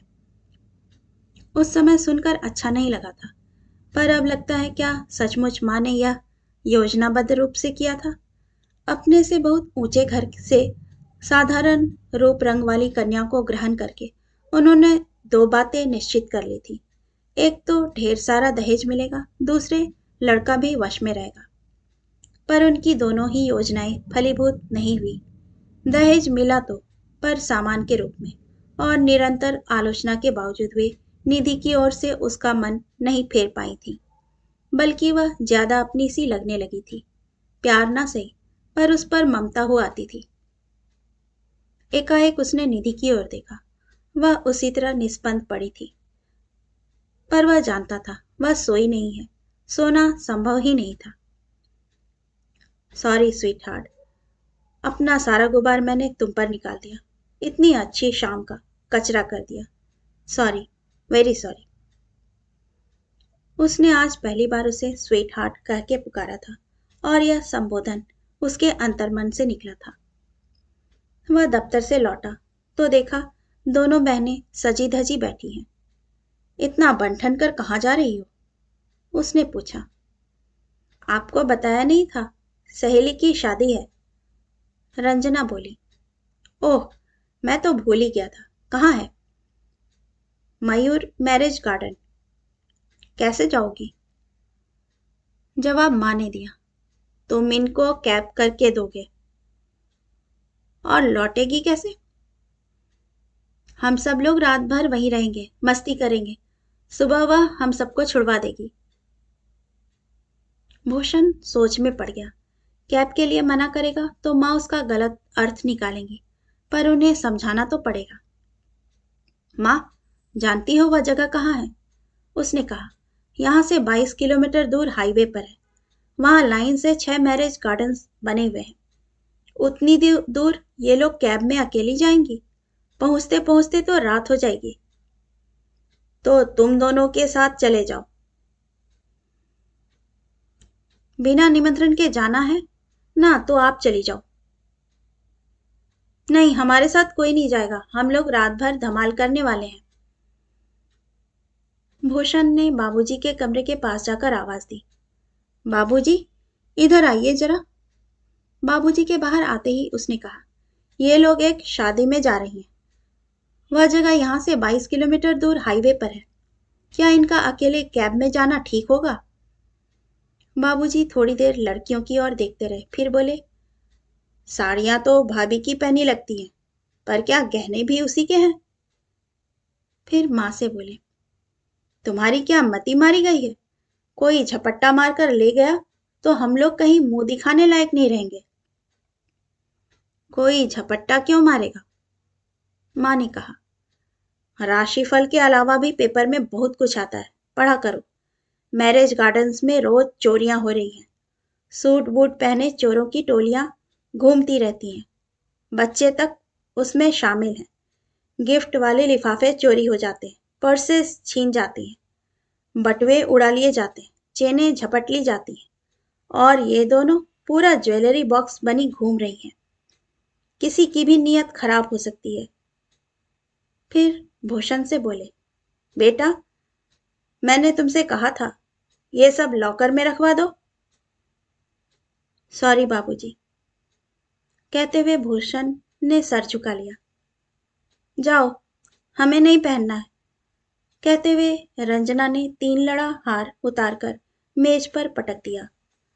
अंजना ने भी उसका अनुसरण किया। फेंको मत, बाबूजी चिल्लाए। लाखों की चीज है, तुम्हारा बाप बिक भी जाएगा तो चुका नहीं पाएगा। दोनों लड़कियां पैर पटकते हुए कमरे में चली गईं। रुला दिया ना मेरी राजकुमारियों को। कितनी सुंदर लग रही थी, देखा नहीं गया होगा, माँ ने ताना मारा। भूषण ने माँ की ओर ध्यान नहीं दिया और बाबूजी से बोला, बाबूजी, मेरा एक सजेशन है। मैं कैब बुलवा देता हूँ। आप और माँ इन लोगों के साथ चले जाएं। इन्हें ठीक से उतारकर उसी गाड़ी में वापस आ जाएं। माँ, तुम साड़ी बदल लो और उन लोगों से कह दो कि तैयार रहें। मुझे कौन सा शादी में जाना है? पर गाड़ी में तो जाओगी ना? मैंने अभी खाना वाना नहीं बनाया है। वो सब हो जाएगा, चिंता मत करो। वे लोग जब चले गए तो निधि ने पूछा, खाना क्या बनाऊं? क्या बनाओगी? निधि चुप ही रही तो उसने कहा, आराम करो, मैं कुछ मंगवा लेता हूँ। माँ जी नाराज तो नहीं होंगी? तुम खाना बनाओगी तो माँ जी नाराज नहीं होंगी, इसकी क्या गारंटी है? वे कोई और कारण ढूंढ लेंगी। फिर निधि कुछ नहीं बोली। भूषण ने खाना ऑर्डर कर दिया। पराठे, सब्जी, पुलाव, रायता और खीर। उसने अपने लिए पिज्जा मंगवाया। आ जाओ, गरम है, तब तक खा लेते हैं। उन लोगों से पहले? उन लोगों को आने में देर होगी। वैसे भी मैं शांति से खाना खाना चाहता हूँ। और एक बात सुन लो, खाना खाने के बाद तुम सीधे कमरे में जाकर सो जाओगी। उन लोगों के लिए दरवाजा खोलकर मैं भी आ जाऊंगा। सास ससुर के लिए प्लेटें आदि लगाकर निधि ऊपर चली गई। वे लोग 10 बजे बाद ही लौटे। आते ही बाबूजी बोले, तुमने ठीक कहा था बेटा, वाकई जगह बहुत दूर है और रास्ता भी ज्यादा चलता हुआ नहीं है। ढूंढने में भी दिक्कत हुई। एक के नाम से 2 गार्डन थे। मयूर और मयूरपंख लड़कियों के बस की बात नहीं थी। उन लोगों का मूड जाते समय खराब था, इसलिए मैं कह नहीं पाया। आप फोन करके बता देना। सुबह कोई परेशानी हो तो फोन कर दें, मैं चला जाऊंगा। अब आप लोग खाना खा लो, अभी गर्म ही होगा। बाजार से मंगवाया है? एक दिन बना ही लेती, माँ ने कहा। वो तो बनाने को तैयार थी, मैंने ही मना कर दिया। सब्जी पसंद नहीं आती तो तुम कचरे के डिब्बे में डाल देती, रोटियां कुत्तों के लिए उठाकर रख देती और फिर आधी रात को बनाने बैठती, इसीलिए मंगवा लिया। खूब कान भरे गए। कान भरने की मोहलत ही कहाँ देती हो, रात भर तो कमरे का चक्कर काटा करती हो। ये जानकारी तो तुम्हारे शिकायत के पुलिंदे से ही इकट्ठी की है मैंने। रात भर क्या कह रहे थे तुम? बाबूजी की बात को अनसुना कर माँ ने कहा, वह डिब्बा क्या है? वह समझ गया कि माँ ने जानबूझकर उसका ध्यान बटाने की कोशिश की है। उसका मन तो हुआ कि बाबूजी को रात की गश्त के बारे में बता दे, पहली रात का किस्सा भी बता दे, पर चुप रहा। बाबूजी का गुस्सा वह जानता है, माँ के प्राण ही ले लेंगे। उस डिब्बे के लिए पूछ रही हो? पिज्जा मंगवाया था। बहनों की याद तो ना आई होगी? भूषण को पता नहीं क्या हुआ। उसने माँ की बाह पकड़ी और उन्हें खींचकर फ्रिज के पास ले आया। अरे अरे, क्या कर रहा है? मेरा हाथ तोड़ेगा क्या? माँ चिल्लाई। तब उसे एहसास हुआ कि उसके भीतर का सारा रोष अनजाने ही उसकी पकड़ में उतर आया था। उसने हाथ छोड़ दिया और फ्रिज खोलकर खड़ा हो गया। मुझे मालूम था तुम यह बात जरूर कहोगी, इसीलिए पहले से ही इंतजाम कर रखा है, ये डिब्बा रखा है। सुबह अपनी राजकुमारियों को खिला देना। वह ऊपर आया, तब हमेशा की तरह सर भन्ना रहा था और जैसे कि उसने कल्पना की थी, निधि पलंग पर चुपचाप बैठी थी। उसकी आंखों में असंख्य प्रश्न थे जिनके उत्तर भूषण के पास नहीं थे। भूषण, कल बहू के भाई उसे लेने आ रहे हैं। पिछली बार जब वे लेने आए थे तब तुमसे भेंट नहीं हो पाई थी। उसके पिताजी छोड़ने आए थे। उस दिन भी तुम काम पे थे, इसीलिए इस बार वे रविवार को आ रहे हैं। तुम घर पर ही रहना। जी, अच्छा। माँ एकदम बिफर उठी। ये क्या तरीका है, न पूछना न ताछना। जब मर्जी आए लेने चले आते हैं, जब मर्जी हो छोड़ जाते हैं। कुछ हमारी सुविधा भी देखेंगे कि नहीं? तुम्हें कौन सी असुविधा हो रही है? और बहू के बिना तुम्हारे कौन से काम अटके पड़े हैं? बाबूजी ने कहा। फिर भूषण से बोले, पिछली बार उसके पिता यहाँ से गए थे तो रात के 11 बजे घर पहुंचे थे, इसीलिए इस बार वह जल्दी निकल जाएंगे। 10 बजे आएंगे और 11 बजे निकल जाएंगे। बहू से कह दो आज ही सामान बांध ले। और हाँ, तुम अपने साले साहब के नाश्ते का ठीक से इंतजाम करना। अपनी माँ के भरोसे मत रहना। यह मुझे ताना दिया जा रहा है ना? पिछली बार उसके पिताजी आए थे तो मुझे लगा बेटी के यहाँ कुछ खाएंगे नहीं, इसीलिए तुमने कोरी चाय परोस दी थी। उन्हें खाना होता तो खाते, ना खाना होता तो नहीं खाते, पर साथ में कुछ रखना तो था। 300 किलोमीटर दूर से आया आदमी, उसे चाय पर निपटा दिया। मैं उस दिन इतना शर्मसार हुआ था।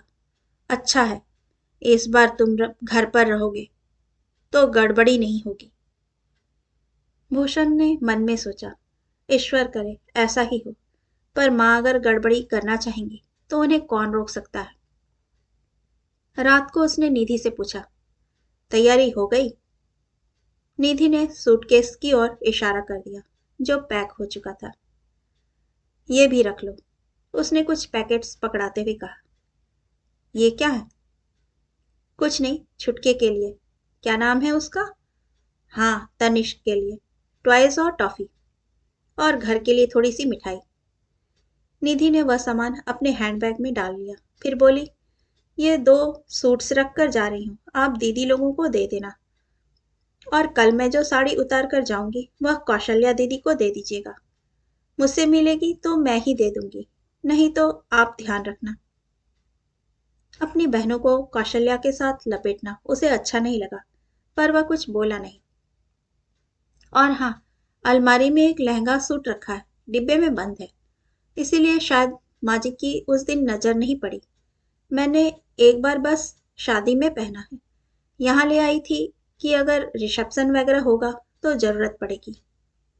अभी ऐसे ही रखे रहती हूँ, जब रंजना दीदी की शादी होगी तब उन्हें निकाल कर दे दीजिएगा। तुम तो ऐसे कह रही हो जैसे रंजना की शादी में तुम नहीं रहोगी। निधि कुछ क्षण चुप रही, फिर एकदम बोली, I am not coming back. क्या? भूषण एक बार की चौंक गया था। मैं अब यहाँ लौट कर नहीं आऊंगी। मैं तो इस बार भी नहीं आने वाली थी, पर मम्मी पापा ने जोर देकर कहा कि 4-5 दिन में तुमने ऐसा क्या देख लिया। इतनी जल्दी मनुष्य की पहचान नहीं होती है। महीना 15 दिन रहकर देखो, फिर सोचेंगे। अब मैंने रहकर भी देख लिया और मैं इस नतीजे पर पहुंची हूँ कि मेरे कारण घर में बहुत कलह क्लेश हो रहा है। माँ बाबूजी की रोज झड़प होती है, आपकी और माँ जी की भी नोकझोंक चलती रहती है।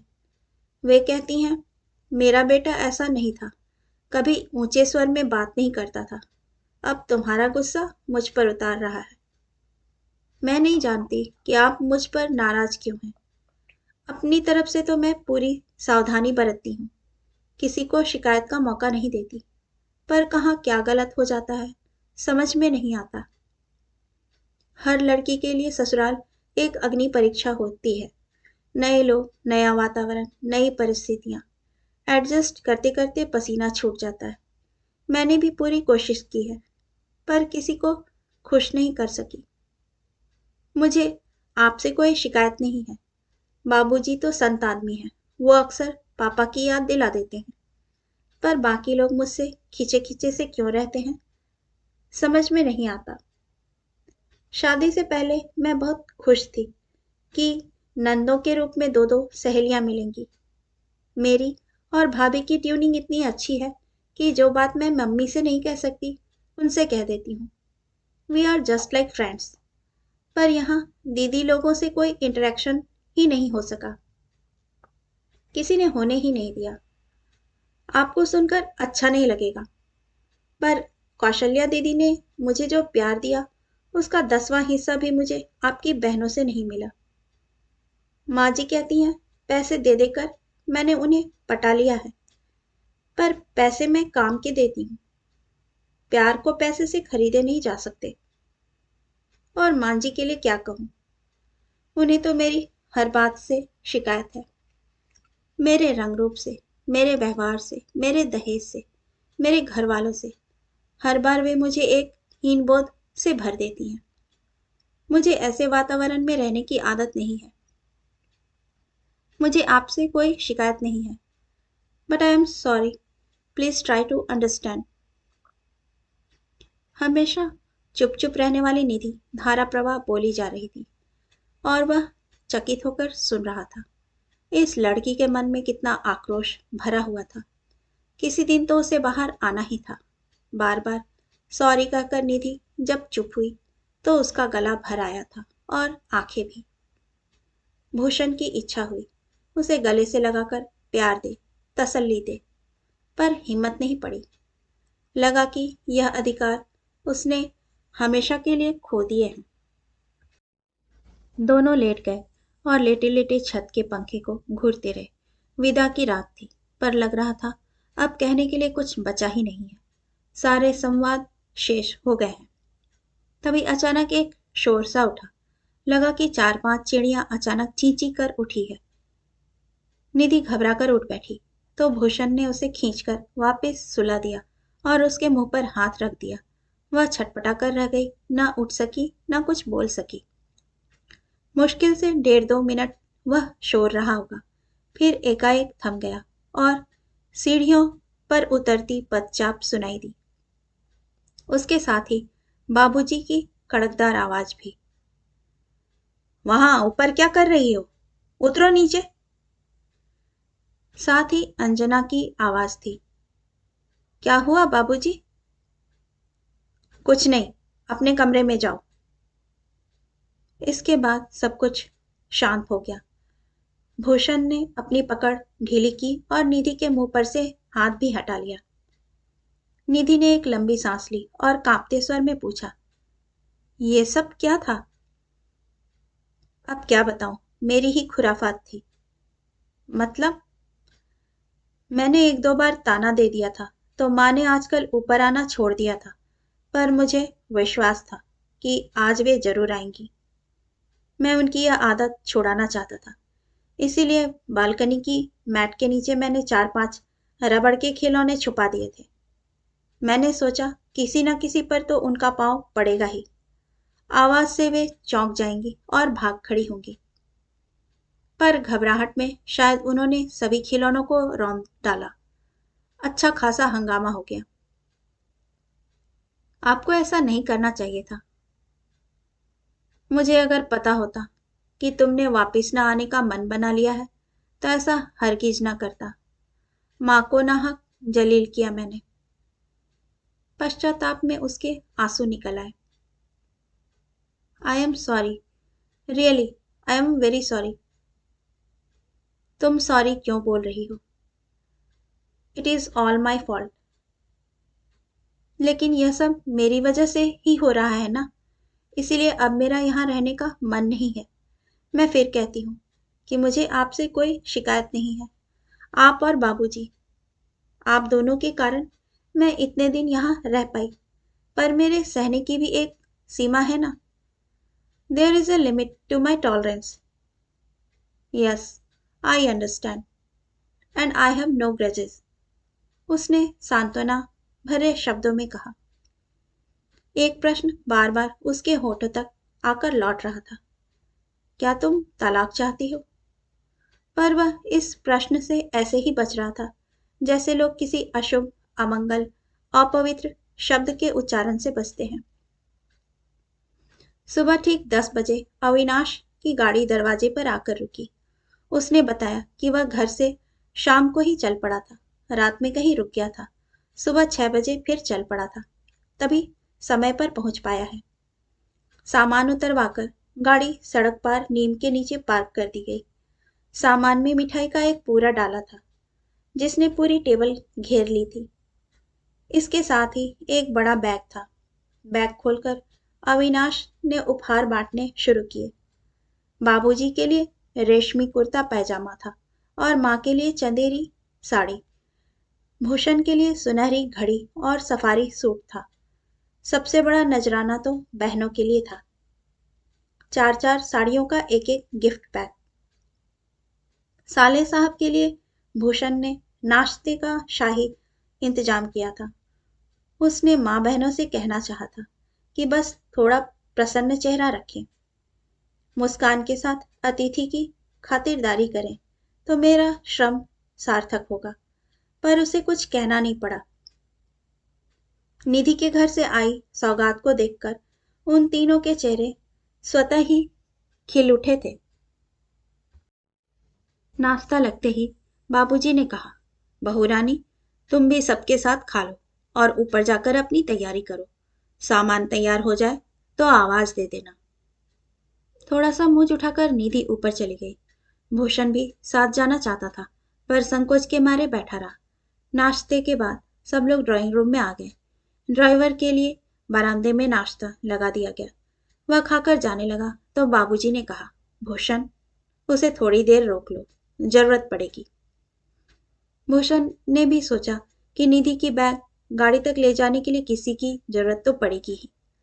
जब सब लोग व्यवस्थित होकर बैठ गए तो बाबूजी ने गंभीर स्वर में कहा, अविनाश बेटा, हम तुम्हारी तरह बड़े आदमी नहीं हैं, पर इतने गए गुजरे भी नहीं हैं कि खैरात ले लेंगे।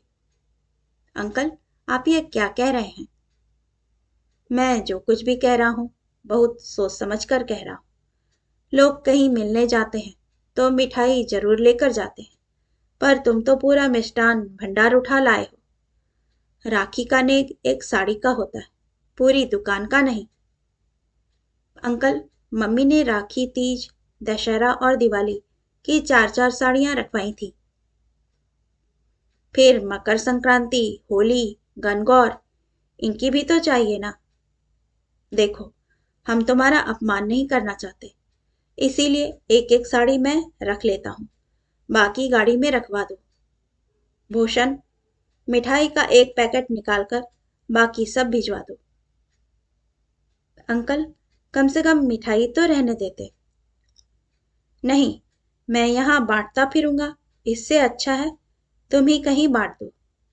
एक बात और, आज तो हमने तुम्हारा मान रख लिया, पर अगली बार जब आओ तो केवल अपनी बहन और बहनोई के लिए सौगात लाना।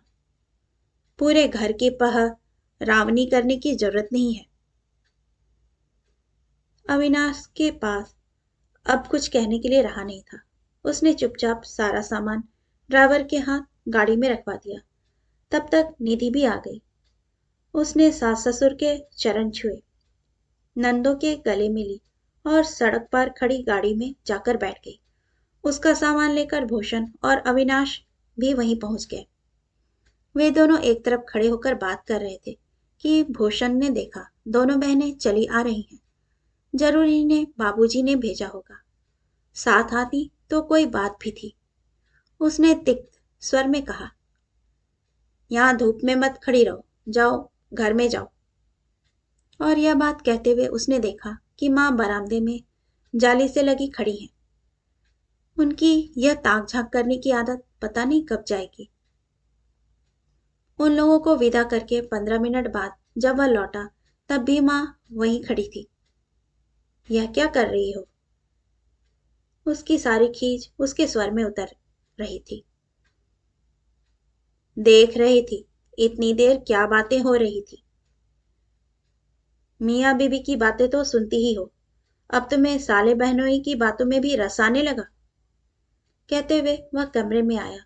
देखा बाबूजी दोनों हाथों में सिर पकड़े निश्चल बैठे हुए हैं। उसने महसूस किया कि वह भी जब बुरी तरह परेशान होता है तो इसी तरह सिर पकड़कर बैठ जाता है। यह आदत उसने शायद बाबूजी से ही ली है। उसकी आहट पाकर बाबूजी ने सिर उठाया, पूछा, वे लोग गए? जी। कब तक पहुंच जाएंगे?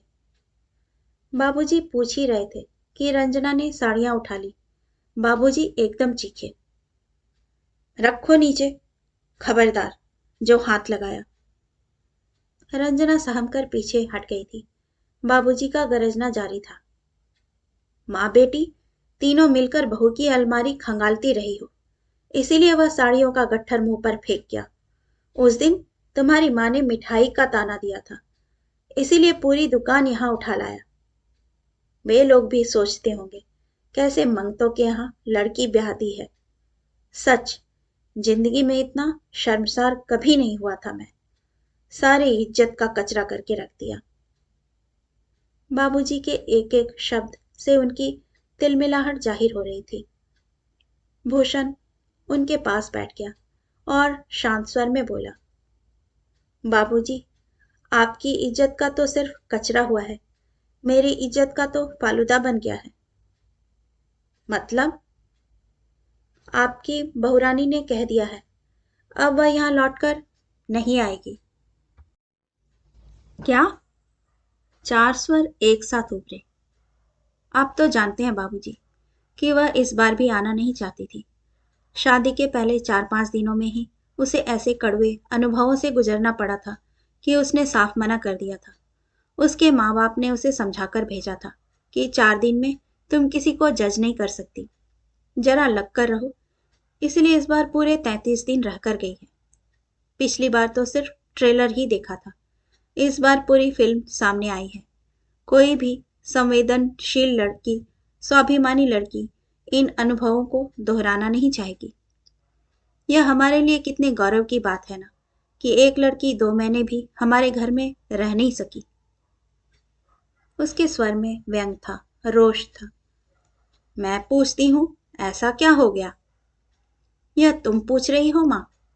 यहाँ एक दिन भी ऐसा नहीं बीता जबकि उसके रंग रूप पर फबत्तियां ना कसी गई हों, उसके अनाड़ीपन का मजाक ना उड़ाया गया हो, उसके अनगढ़ कामों की आलोचना न की गई हो, उसके घर वालों को कोसा न गया हो।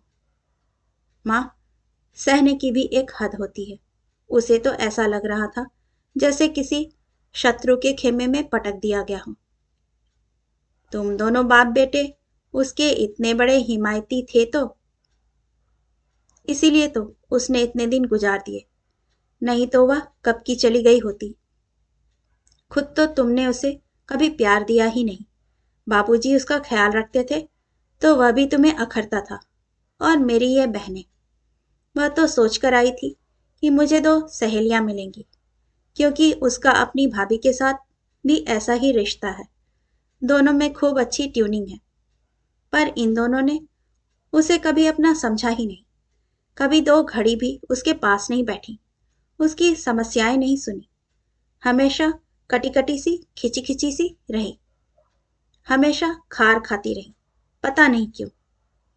इससे ज्यादा प्यार तो उसे कौशल्या ने दिया है। अब तुम कहोगी, उसने पैसे दे देकर कौशल्या को पटा लिया था। पैसे से काम बनते हैं माँ, प्यार नहीं मिलता। ये कितनी शर्म की बात है कि मेरी बहनों से ज्यादा प्यार उसे घर की नौकरानी ने दिया। कुछ देर कमरे में सन्नाटा छाया रहा। फिर माँ बोली, मुझे पता है बेटा, तुम्हें बहुत दुख हो रहा है, पर इतना दुखी होने की भी जरूरत नहीं है। वह वापस नहीं आ रही तो ना सही, दे दे तलाक। मैं तेरे लिए उससे अच्छी 2500 लड़कियां ले आऊंगी। तो पहले ले आती ना, ये 26वीं क्यों पकड़ लाई? मेरे अकल पर पत्थर पड़ गए थे, मेरी मति मारी गई थी। अपना फेवरेट डायलॉग नहीं बोलोगी? उन लोगों ने चाय में कुछ पिला दिया था, हलवे में कुछ खिला दिया था। मेरा मजाक उड़ा रहा है तू? मेरी जिंदगी खुद एक मजाक बन गई है, मैं किसी का क्या मजाक उड़ाऊंगा? भूषण ने कहा और फिर बाबूजी के हाथों में एक लिफाफा देते हुए कहा, बाबूजी, ये देखिए। ये क्या है बेटा? थाईलैंड के आने जाने के टिकट हैं और 4 दिन का होटल का पैकेज। मैं उनकी बेटी को कहीं घुमाने नहीं ले जा सका ना। उसका यह जवाब है। मुझसे यह गलती हो गई, मानना पड़ेगा। मैं ऐसी वैसी जगह जाना नहीं चाहता था और बहुत ऊंची जगह जाने की मेरी सामर्थ्य नहीं थी। हिम्मत करके किसी हिल स्टेशन पर चला भी जाता तो घर में भूचाल आ जाता। एक दिन, सिर्फ एक दिन हम लोग सिनेमा चले गए थे, तब कैसा कांड हुआ था आपने देखा था ना। बस तुम लोग हर बात मुझ पर डाल दिया करो। मां भुनभुनाई, मैं कुछ गलत कह रहा हूं? उस दिन आधी रात को तुमने कैसा तमाशा किया था, भूल गई? ऐसी सास मैंने पहली बार देखी, जो बहू से ईर्ष्या करती हो। उसके लिए मैं साड़ी लाऊं तो तुम्हें जलन होती है, उसे टैक्सी में ले जाऊं तो तुम्हें तकलीफ होती है। उस दिन मामूली से पिज्जा के लिए तुमने सुना डाला। सचमुच हनीमून पर चला जाता तो पता नहीं क्या बवाल करती। फिर कुछ देर ठहर कर बोला, किस्सा अभी खत्म नहीं हुआ है बाबूजी। मतलब? आप जानते हैं, शहर में स्नेहनगर नामक पॉश कॉलोनी है। वहां एक बहुमंजिला इमारत बनी है, अंजलि टावर्स। वहां मेरे लिए एक 3 BHK बुक किया गया है। नवरात्रि में गृह प्रवेश होगा। तू तो कह रहा था वह वापिस नहीं आएगी, माँ ने पूछा। उसने अपने माँ बाप से भी यह बात कही होगी, तभी तो आनन फानन में उन्होंने यह फ्लैट बुक कर लिया है। कितना पैसा है उनके पास, खड़े खड़े फ्लैट बुक कर लिया। बच्चों की खुशी के लिए कई बार माँ बाप हैसियत से ज्यादा कर जाते हैं। खैर, तुमने उसका सामान अभी खोला नहीं है ना, उसे पैक ही रहने दो, शिफ्टिंग में सुविधा होगी। बाबूजी बोले, बेटा, तुम्हारे कमरे में जो भी सामान है उन्हीं लोगों का दिया हुआ है, वह भी ले जाना। जी। तू वहां रहने जाएगा? माँ ने पूछा। तो क्या वह अकेली वहां रहेगी? तो फिर ताजमहल का क्या होगा? अनजाने ही सही माँ, तुमने इस कमरे को सही नाम दिया है। तुम तो जानती हो, ताजमहल किसी महल का नाम नहीं है, वह मुमताज महल की कब्र है। हमारी भी सारी आशाएं, इच्छाएं, उमंगें उस कमरे में दफन होकर रह गई है। एक रात हम वहां चैन से नहीं सोए हैं। एक दिन ऐसा नहीं बीता जब ताने उलाहनों से कलेजा छलनी ना हुआ हो। मेरे ऑफिस को निकलते समय रोज कुछ ना कुछ बखेड़ा होता था। लौटते समय भी मन में धुकधुकी बनी रहती थी कि घर जाकर पता नहीं क्या देखना सुनना है। यह 2 महीने तो व्यर्थ ही निकल गए। अब नई जगह जाकर जिंदगी की नई शुरुआत करके देखते हैं। और भूषण उठकर चला गया। बाबूजी बोले, अब खुश हो जाओ भगवान। जो तुम्हारी आंख की किरकिरी थी, जिसे देख देख कर तुम्हारा जी जलता था, वह चली गई है। अब कलेजा ठंडा कर लो। मुझे ताना दे रहे हैं? नहीं, बधाई दे रहा हूं। मां भुनभुनाई, काली कलुटी थी, फिर भी ऐसा जादू कर गई। रूपमती होती तो पता नहीं क्या करती। रूपमती होती तो तुम्हारे घर झांकने भी नहीं आती। मजबूरी में ही उन लोगों ने इधर का रुख किया था। उन्होंने सिर्फ वर को देखा।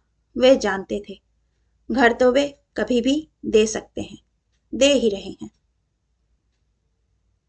अपनी कमजोरी को ढांपने के लिए उन्होंने रुपयों का उपयोग किया, क्योंकि उन्हें पता था कि दुनिया में तुम जैसे लोग भी होते हैं जो रुपयों की चकाचौंध में होश खो बैठते हैं।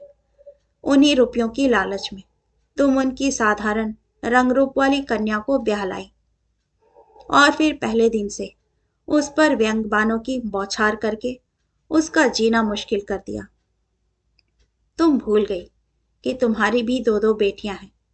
तुम्हें उनकी सुंदरता पर नाज है, पर तुम्हें यह पता नहीं है कि शादी की मार्केट में रूप नहीं, रुपया चलता है, जो उनके बाप के पास बिल्कुल नहीं है।